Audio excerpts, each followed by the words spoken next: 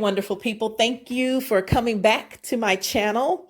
I hope that this video is helpful for you guys. I'm really feeling passionate about what I'm going to share today. And so I want to start with, of course, thanking everyone for doing your part in this community to help bring others, bring awareness to the narcissistic abuse to others and helping other empaths awaken to what's going on. Thank you 10 times over. I want to talk today about supernova.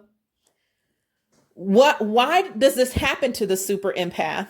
And what does it do to the super empath? How often does it happen for the super empath?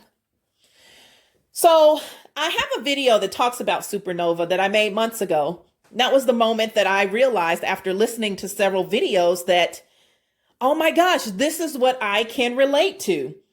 I couldn't really relate to being a codependent. I am a very independent person. I've never depended on other people to regulate me emotionally. I never have been that way. What other people think sometimes bothers me, or how other people feel bothers me, because I always want people to feel good. But I didn't depend on those feelings to help me be who I am, if that makes any sense. So I just didn't relate to codependency. I didn't. So super empath, when I listened to these videos and the supernova, I was like, oh my gosh, I get it. That's me. It totally resonates. So the super empath going into the supernova mode is something, you guys, that does not happen often. In fact, at my 41 years, I can remember this happening twice. Once I was very young and unskilled, had no idea what was happening, but I shut a whole system of situations that narcissists had going on. I shut the whole thing down.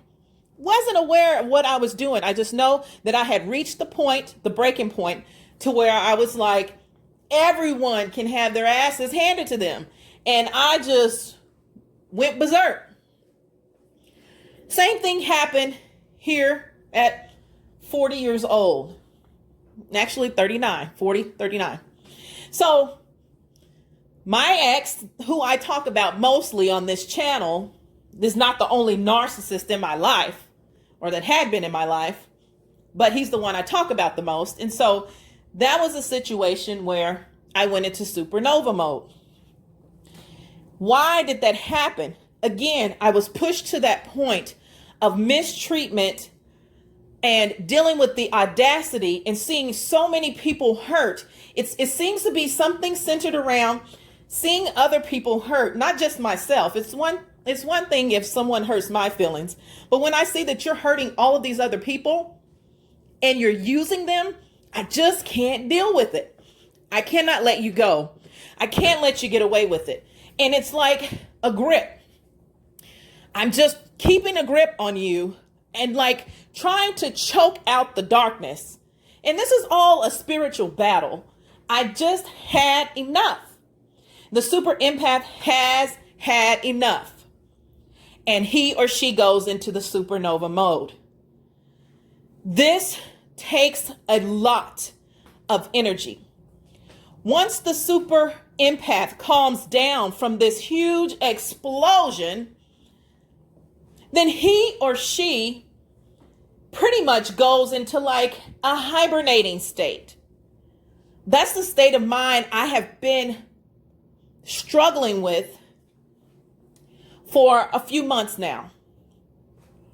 I don't really want to spend a whole lot of time around people who are in need emotionally, because I feel drained quickly.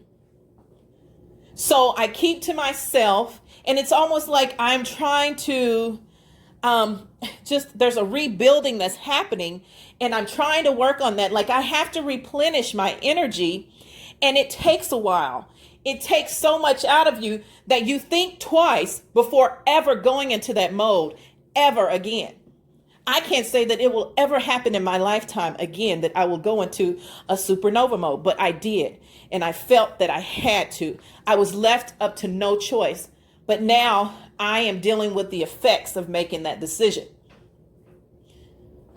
So now I'm putting all of the pieces back together, checking myself, because when you're in that mode, it seems from a distance that you're a lot like the narcissist. If there's someone on the outside looking in, except for the people who know you, you still love them. You still care for other people. You're still doing things in the community. You're still honest and trustworthy and all of those things.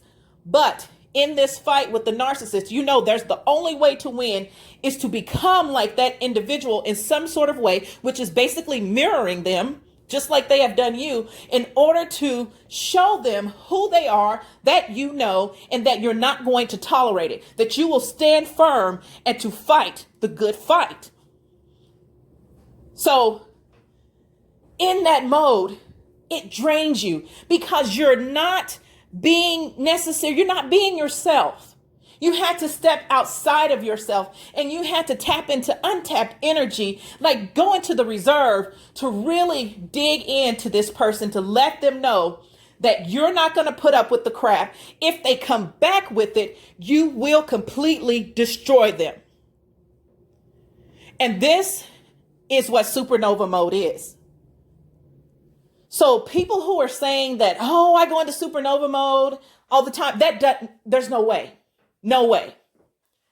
I'm still working on, like I said, trying to get out of the fog and the funk of having made some decisions that I feel like I know they were not me, but they were necessary in order to get the message across to the beast that tries to destroy and hurt everyone.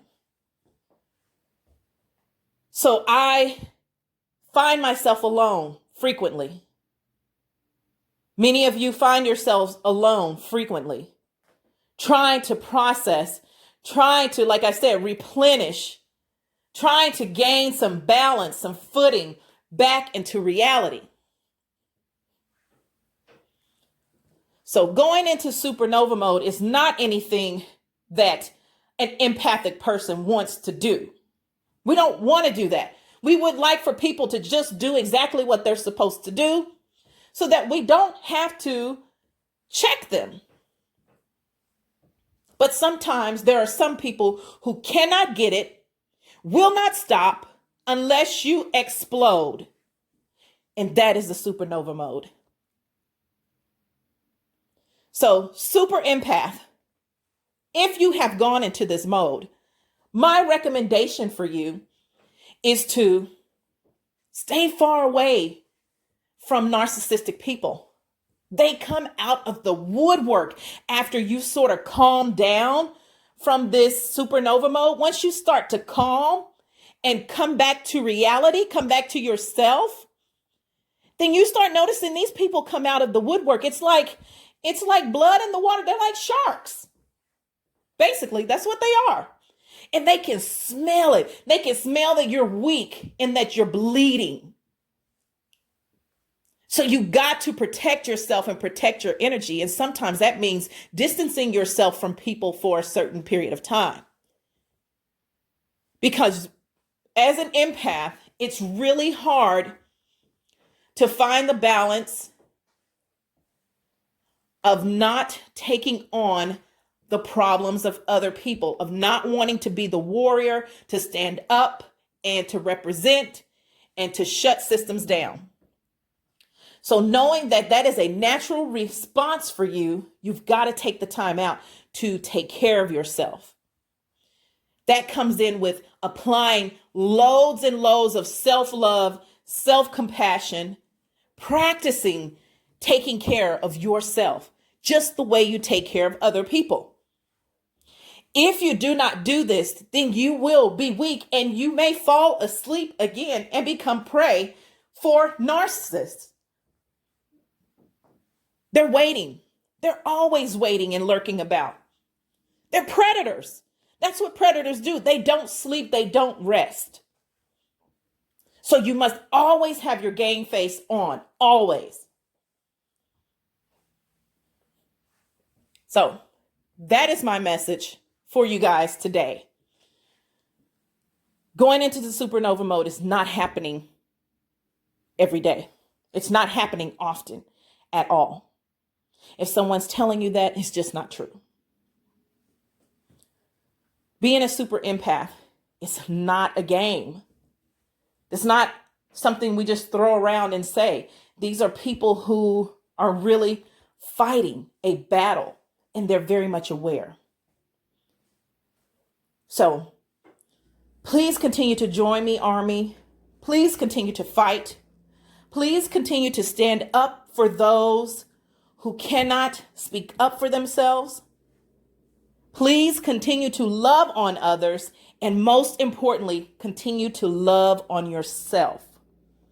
If you cannot love yourself and have compassion for yourself, then there's only so much you can give to someone else.